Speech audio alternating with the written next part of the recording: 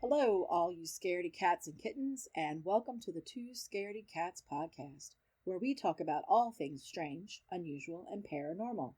We're your hostess with the mostest. I'm Stacy. And I'm Kara. Well, welcome back, everybody, to our podcast. This week is going to be an interesting one, I have a feeling. Did you do anything, Kara? Oh, yeah, I saw you. We got together last week to do some stuff for the wedding, and we went to this, like a garage sale of everybody's stuff that they used in their wedding. And oh my gosh, that was crazy. Flea market. Yes, it was very crazy with all the bridezillas selling their stuff and everybody fighting over things. And there were people wearing the bride shirts on that were funny. Yes, or the bride purse.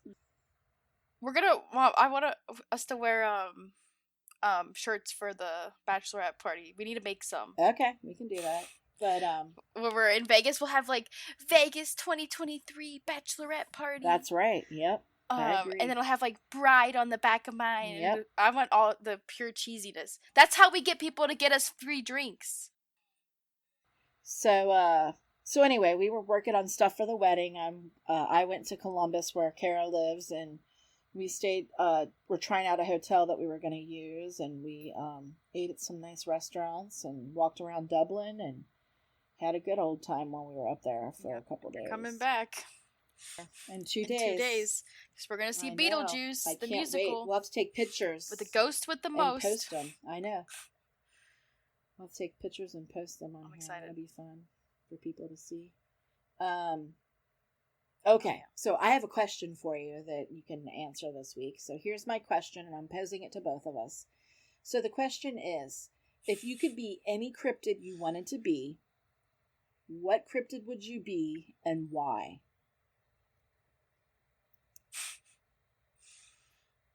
I'd be Mothman, obviously. Because he can fly. So you can fly. Okay, I get it. Now, I, on the other hand, would probably choose Nessie, the Loch Ness Monster. Okay. So I could swim in the water. Plus, it's like a giant serpent monster looking thing. People leave me the heck alone when I'm out, swimming in the waters and stuff. Well, Mothman's popular. Everyone likes Mothman. True. You'd have many followers. If people see him, they're going to be like, oh, that's so cool. I feel so honored to see the Mothman trademark. This is true. You'll probably have photos taken of you and be plastered everywhere, but I will live my cryptid life.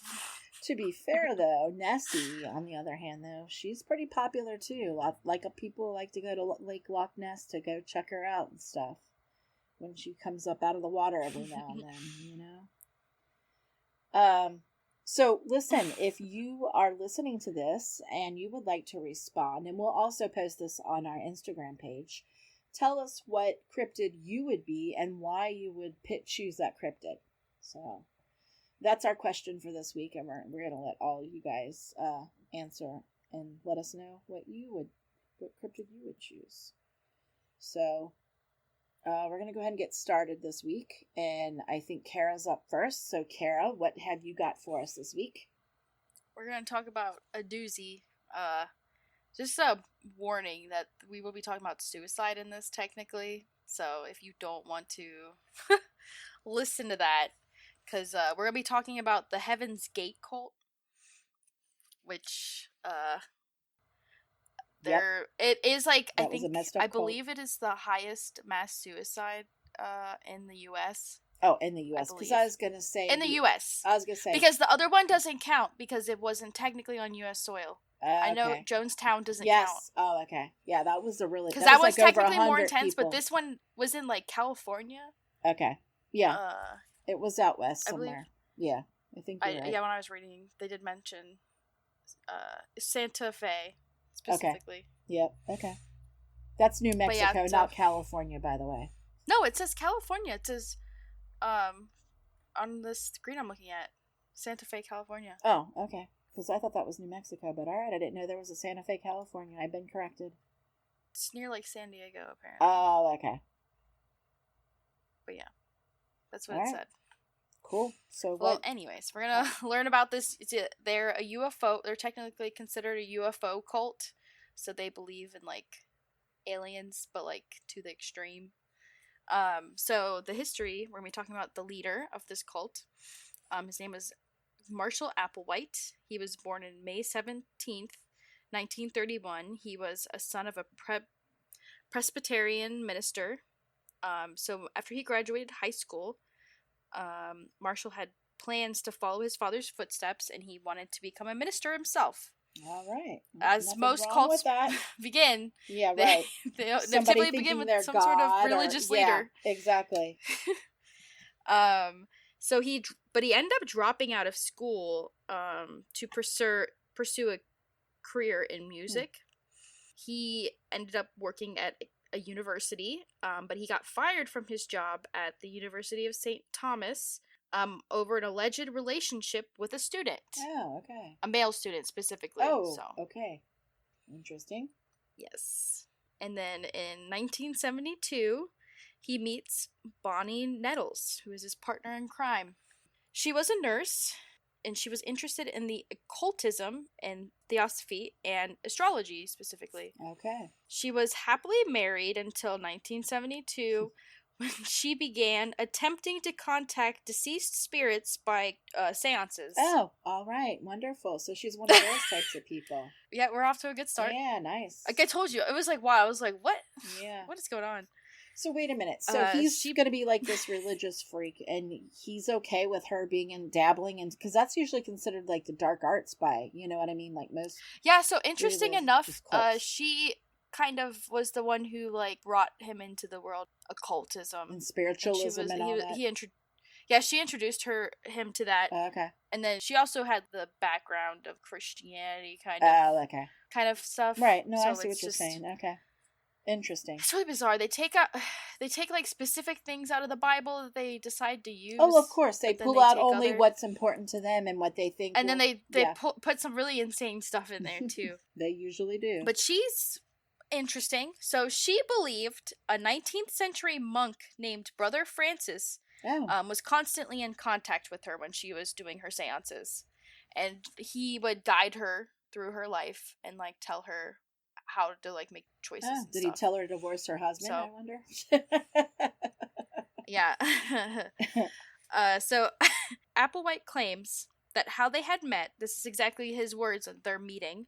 He says, he was visiting a hospitalized friend when Mrs. Nettles entered the room, and their eyes locked in a shared recognition of esoteric secrets. Dear God. Seriously. So, I don't know what that means, but... yeah, that's the awful dribble, but okay. But they seem to have had a connection. Deep connection, yes, and Nettles introduced the occultism, like we talked about earlier, to him. And then that's when they kind of went, oh, this is interesting. Oh, the two believed that they were chosen to fulfill biblical prophecies. I'm not sure where this jump came from, but they kind of were like, gone from we're meant seances to biblical prophecies. All right, that's a big jump. Yeah. They started to write pamphlets that described Jesus's reincarnation as a Texan. Basically, he believed he was the reincarnation of Jesus. All right. Wait, was he riding on a dinosaur too? And it wasn't really well received, as we would think. That is kind of out there. Yeah, strange by people. Yeah. So then they were like, okay, we need to come about this differently. So they decided that they were the two witnesses described in the Book of Revelations. Oh, okay.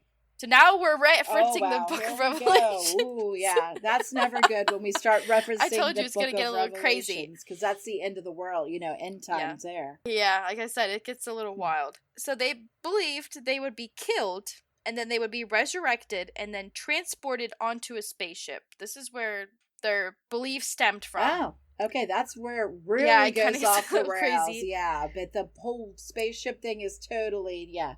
That's not. So they gained their first follower in 1974 by some miracle. Sharon Morgan. So she abandoned her children to go join this cult, which says a lot. Wow. And then a month later, really, Sharon left, and Nettles and Applewhite got arrested for credit card fraud because she said that they were using her credit card, which they were, but they got her permission. So it's one of those cults where they want your so money she was lying about so they how can they stole it. self-sustain. Okay, gotcha. Yep. Eventually the two decide to contact extraterrestrials. And they were starting to hunt for like-minded followers. Right. So interesting. So during a meeting of metaphysical, I think it's metaphysicians. They're like, okay. It's like a group of people. There were a group of 80 people there, and they were introduced as witnesses in the Bible's story of end time. Okay. Remember how they were talking about how they were from the book of Revelations and stuff. So they were introduced as that, and then they were pretty charismatic at this meeting, so they actually convinced 25 people to join their group. Oh, wow. Out of the 80 people in that little thing. Interesting.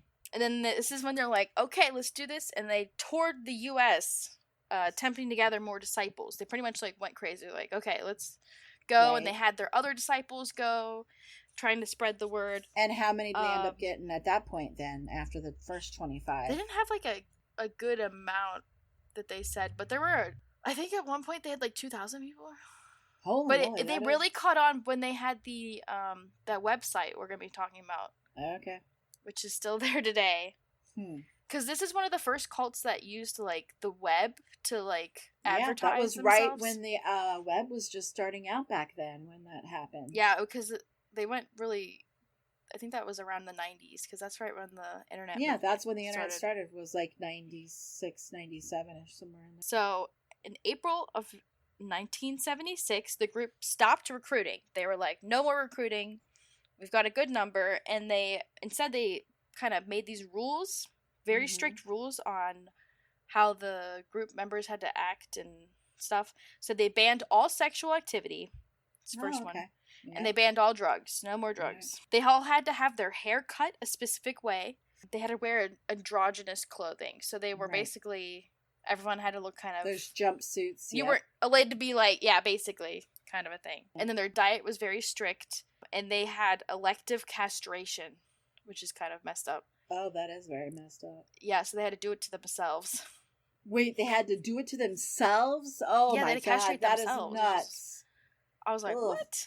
I mean, it's one thing if you're gonna sign up to get castrated and somebody else does it, but to do it to yourself, ooh, that sounds very painful. Yeah, I was imagining. Goodness. So they're all living their little lives, and then in 1983, Nettle actually was diagnosed with cancer. Okay. So their foundation's starting to crumble a little bit. In 1985, Nettle actually ends up dying from cancer. She didn't catch the spaceship to go back home? Well, here's what happens, because he's put in a weird position because they built this whole thing how their bodies would go into a spaceship. And he has to basically reconvince everyone that they still believe is true. So he has to basically change a bit of their doctrine to fit this new agenda, because with her dead, it was before they could do their thing that they're going to do. Right. So I don't think the suicide thing would have happened if she didn't die when she did. Because you think that the new thing was that you had to get rid of your physical body to join the spaceship. Before, you were just going to be taken up as your physical body. Oh. So you think she was a catalyst for the whole suicide thing? Yeah, because he was kind of like, how like when cults, if something big like that happens, and like, they both ran it basically, so they were partners in crime. So he had to do something to kind of keep control. Oh yeah, because if he didn't, he would have total, chaos on his hands. People would start questioning. They would start leaving, and he wouldn't have his followers anymore. So this is when the higher source came around. They used their website that I'm talking about to recruit new followers, and they started advertising the rumors of the comet. Yes, Hale-Bopp. they were gonna. Yeah, it was all around this comet. Yep. And then apparently this comet held the secrets to their ultimate salvation. The website's pretty crazy. It's kind of like a time capsule of what happened. Time capsule. Yeah, because it's like, it looks like it was made around that time. I don't think they touched it. But it's actually really funny. There was a funny little part where there's a part at the bottom where it's like, what does a member of this look like? And you click on it and it's just like a gray alien. Oh, that's funny. I was like, wow, these people Yeah. But you can read a lot of their information, and their doctrine is just all on there. You can just read it all. Oh, wow. Huh. Which is kind of crazy. Right. And apparently there are 2 members that are still running it. Because I guess 2 of them had to stay behind. They didn't die? They didn't die with the rest of them? 2 of them stayed behind so they could continue the word. Oh, jeez. And how did they decide who that was going to be, though? I mean, how did they choose? I actually don't know. That's crazy. I don't know.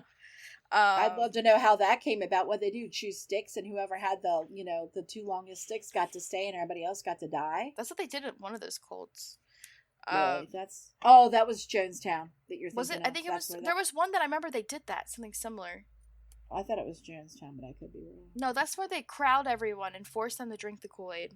Well, that's when they realized they were going to die. People started freaking out, and they wanted to leave. And but it's weird because these people didn't. They just stayed with it. It's really just sad. So in October of 1996, the group rented a large home. This is would eventually be their grave where they would die. Yep. So this is absolutely insane. This part was like, this is real. Apparently it is. They purchased Alien Abduction Insurance. Wait, who sold them that? I'm dying to know. But here's the insane part. The insurance that they got would cover up to 50 members, okay? And it pays out $1 million per person. Wow. Isn't that crazy? So wait, did their relatives get $1 million though? That's what I want to know. Did they? I don't know what that means, but it has to be proven that you were abducted by an alien, and they didn't. They killed themselves, remember? Okay, they killed themselves. That's right. Never mind. Okay. But this is the also crazy part. This coverage, this is what it covers, okay? It covers abduction, okay? Impregnation, or death by aliens. Okay. Well, technically, though, couldn't you get a loophole in there about how they killed themselves? Yes, they died by... No, but they died under the guise that they were going to go to the aliens, but the aliens didn't get their body. No, but the aliens forced them to kill themselves. They didn't force them. They decided because they wanted to be on a different plane. They wanted to be in a spiritual plane. Oh, I agree. I'm just playing devil's advocate. I know you are, but I can't believe that's a real thing. You can actually get alien abduction Wait, did you look this up to see if we could? I want to know what kook is out there selling that to people, and I want to know what other crazy person is dumb enough to buy it. It has to be real. It really is offered. I just Googled it. Alien Abduction Insurance, offered by the St. Lawrence Agency in Florida, protects you in the improbable event that you're kidnapped by an extraterrestrial. The company makes it clear that it's novelty policy, though. See? If there's an actual alien invasion... It might help to know that some of your existing insurance policies may provide some form of protection. So, see, it's a joke. So, there's no way that they... No, that's real! They're saying that policy is null and void. It's not a real policy. Unless aliens are real. The cost is a single lifetime premium of $25. Mom, we should get this. Oh, my gosh. We should get alien... abduction insurance. That is, that's it. It's a lifetime policy. That's it. We're gonna get it, even though it's not real. That's just too as funny. A joke. Yeah, I know, right? We should. When I read that, I was like, oh my god. Oh my gosh, we should get it as a joke and show it to Grandma.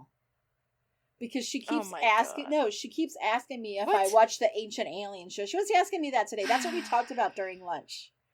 Was Ancient Aliens. I was dying. I'm like, Mom, what have you been eating lately and drinking that you're... Yeah. Yeah. She used to watch that when I was over at her, when I lived with her, too. I know, she was really into that stuff. I don't know, but anyway. So, they had alien insurance. This insurance, alright. So, on March 19th and the 20th, my birthday, 1997, Applewhite records a final exit video. Okay. I remember that. They show that all over the news after it mentions that the only way to evacuate Earth was by suicide, explaining that a spaceship was following the comet that we talked about earlier. Yep. And they would catch a ride on it when it came by. So they had to do it now. 38 members were convinced to participate. And they had a certain time that they had to do it.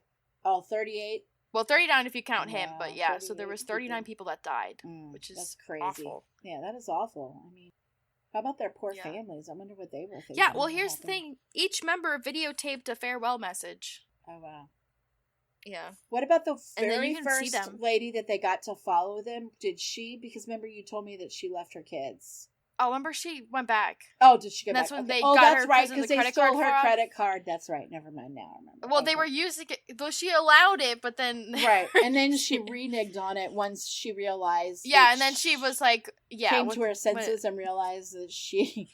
She'd probably go back. So she went back to her family. I guess she Okay. felt kind of bad. Right, She was well- only there like a month or something with Oh, them. okay. I thought you meant like she was there for years. No, it was like a month, I think. Okay.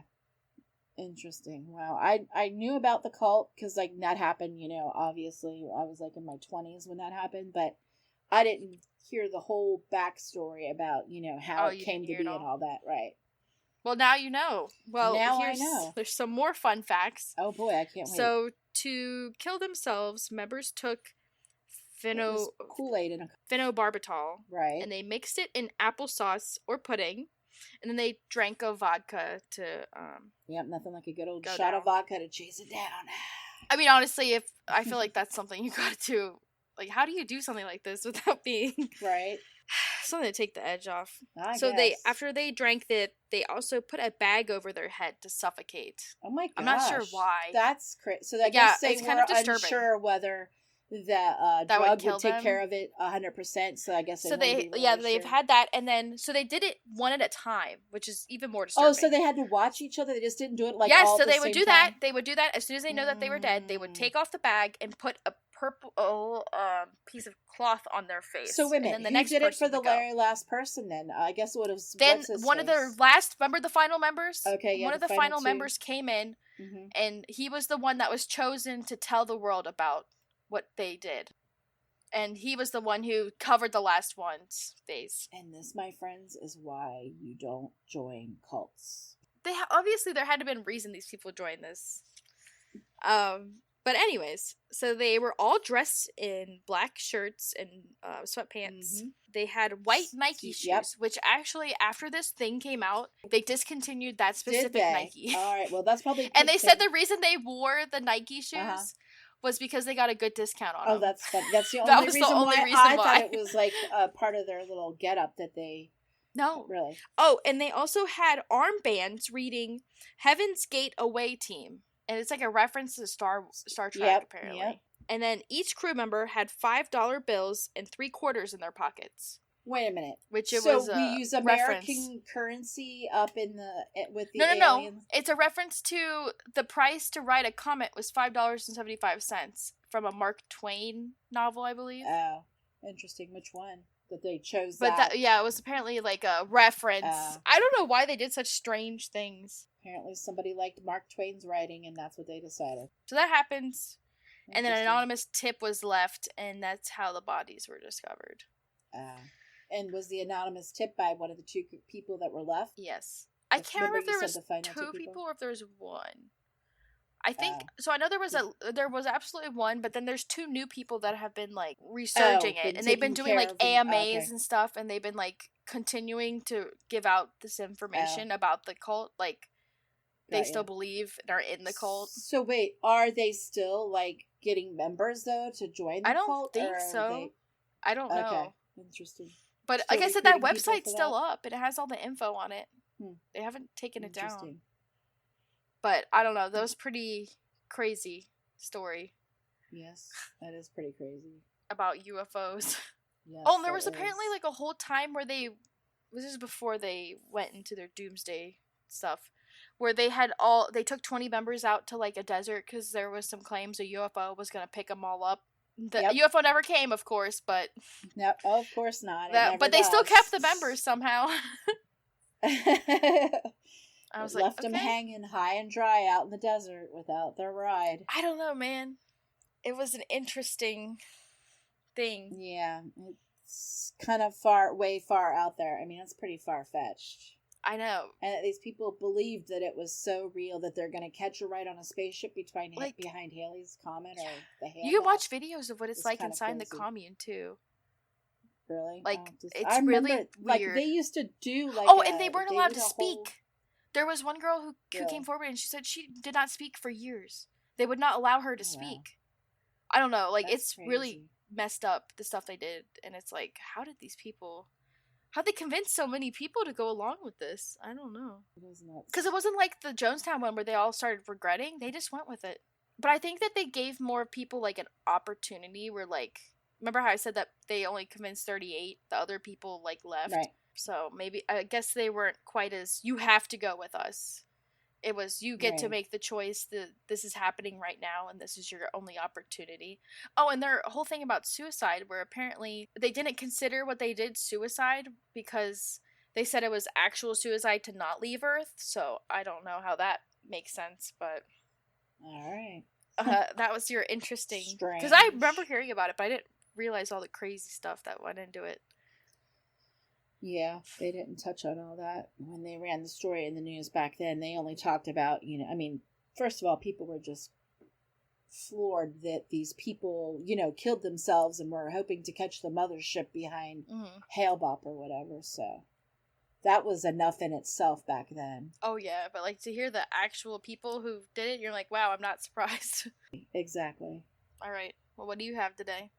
So today, I am talking about the Devil's Rocking Chair, which was the center of an exorcism, 2 possessions, and a murder case that would change the judicial history for the United States. So when you first look at the Devil's Rocking Chair, it looks like any old wood rocking chair that your grandma would have sat in. But this sinister relic would become one of the most famous chairs. Oh. So in the 1950s, the Glatzel family came into possession of a wood rocking chair, okay? And it was of a simple style. It had a columned back, round arms, and 2 beige cushions. And it all started with the possession of their youngest child, David Glatzel, who was 11 at the time. He was believed to be possessed by a demon in the summer of 1980. It all started out with him claiming that he was having nightmares of a man with black eyes, thin animal-like face, jagged teeth, pointed ears, horns, and hooves. And he said that it would visit him every night. It would tell him that he was going to take his soul. So after having these nightmares, David began to change, or his behavior began to change. And he was starting to become more withdrawn from his family, and he was starting to be really quiet. Like, he wouldn't talk a lot or say a lot of anything. The family decided, in hopes to get David out of this funk, that he should go live with his sister and her fiancé, and their names were Debbie and Arnie Johnson. Now, this, however, led to more nightmares for David of the dark-eyed man, and he kept telling everybody that the dark-eyed man was coming and that he was coming for his soul. So at this time, he starts getting all these bruises and scratches on his body would start to appear while he was sleeping at night, and when he would wake up, he couldn't explain where they were coming from, and neither could anybody else, because there was never anything really sharp or anything near him that would cause his body to bruise the way it did. Unexplained noises were coming from the attic during this time also that nobody could explain, what that noise was or, how it was happening. And at this time, David was reporting seeing the beast while he was awake now. So on top of already seeing this creature while he was sleeping, he was now also seeing the beast while awake. So at this time, the beast-like man is being seen in the family's rocking chair by David. Now, he's the only one that's seeing this creature actually sitting in the rocking chair, rocking it. But interestingly enough, his family would actually see the rocking chair moving. So they actually witnessed it moving also all on its own. Now, I don't know about you, but if I had an old rocking chair and it was moving on its own, I'd be selling that sucker. I would not be keeping it. Now, the strange thing is, they don't know, nobody knows, even the family does not know where the rocking chair came from. It's just like one day they, had this rocking chair from the 1950s, and it had been in the family since then. So the family was starting to fear the worst for David, okay? And they do what every good Catholic family would do when they're worried about their house being haunted, and they called a priest to come bless the house for them. So when this happens, as we all know, in most cases like this, it just makes the activity and everything happening much worse. The weird noises in the attic start to get much louder, and they're coming more frequently. David's visions are starting to increase, and he started hissing and speaking in tongues.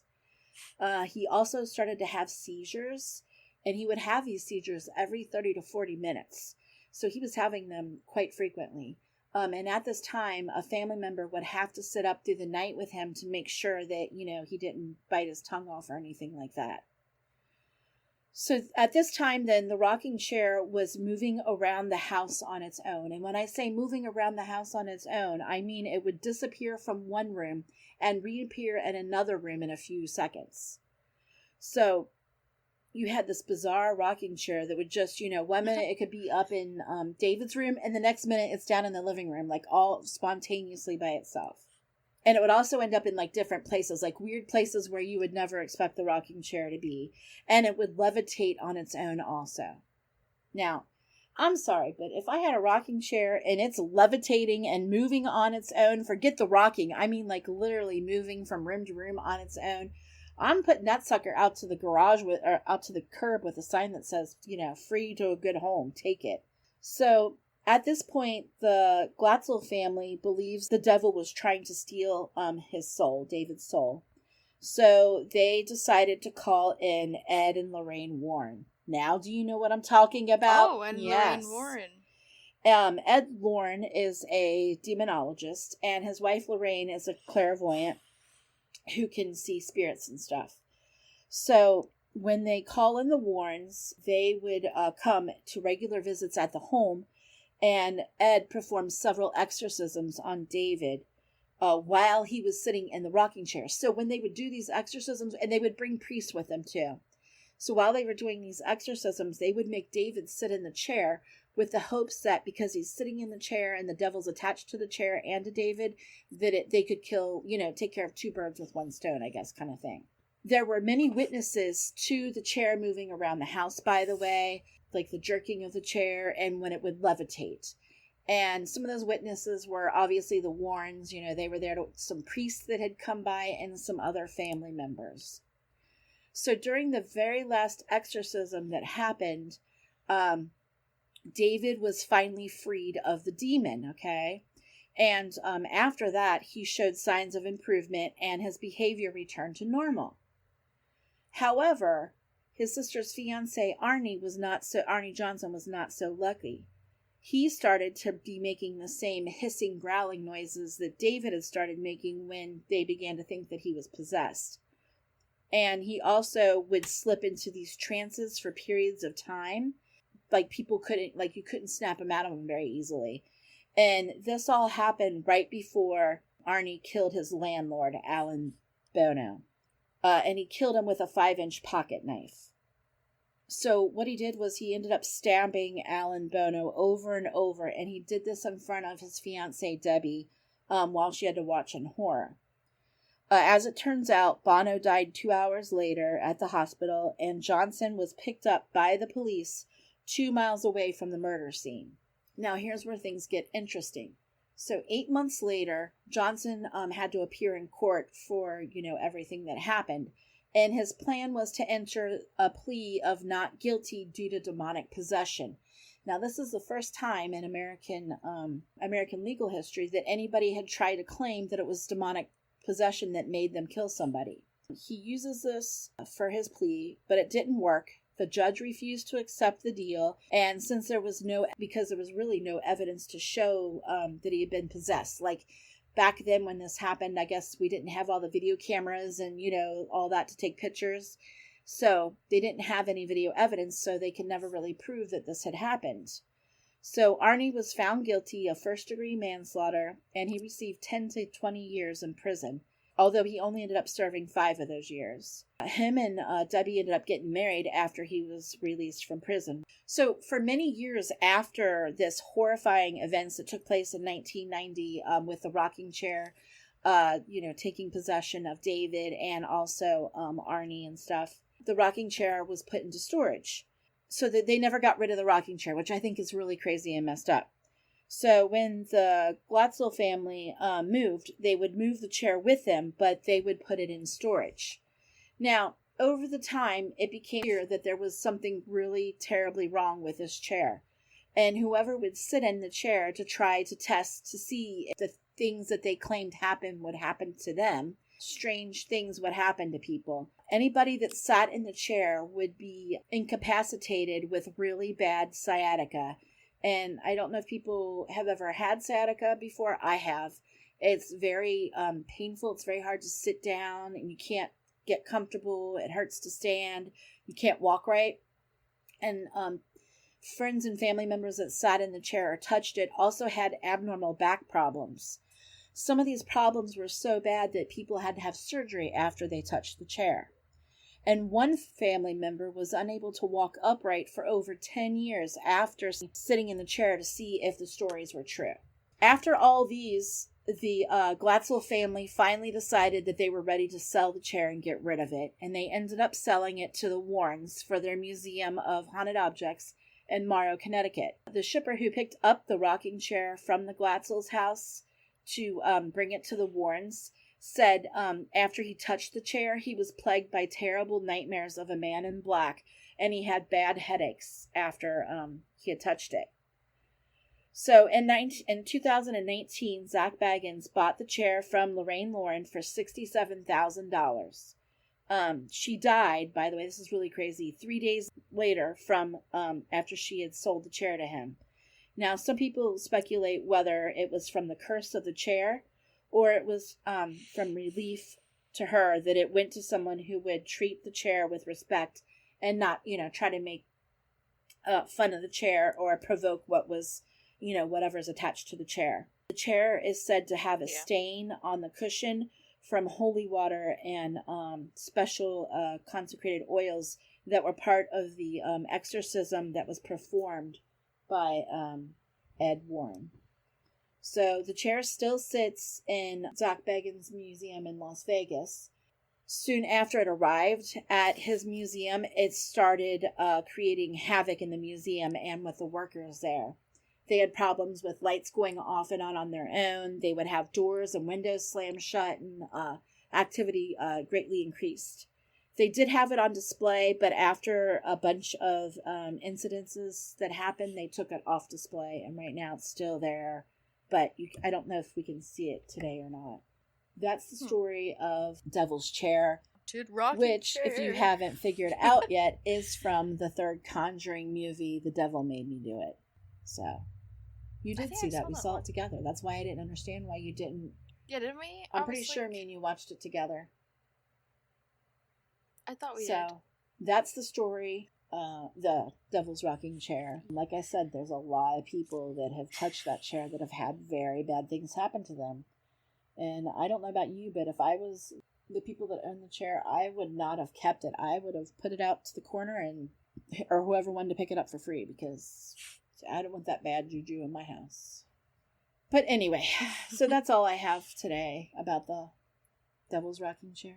Yeah, well, make sure you buy some Alien Abduction Insurance. I think we're gonna have to look at. Yeah, we're gonna have to. I'll have to put that in our notes. Listen, for $30, you get a framed thing you can hang in your house. They'll send you. Okay, that's it. I think it's worth it for $30. I think it is too. Yeah, that's and it. And they'll send you like it's too funny. a thing that says it's, and then it'll have your name on it. That's awesome. Yeah, the website looks very sketchy, but apparently it's legit. Okay. Interesting. Yeah, we're gonna do that one. That sounds like fun. The claims are funny. There's one that says sarcasm coverage is limited to immediate family members, or interdimensional coverage for if they take you on a joyride interdimensionally. Oh yeah, there you go.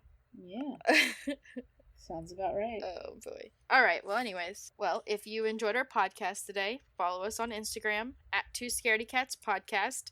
And please be sure to leave a review on Apple Podcasts and Spotify. It really helps the show get discovered. And tune in 2 weeks for a new episode.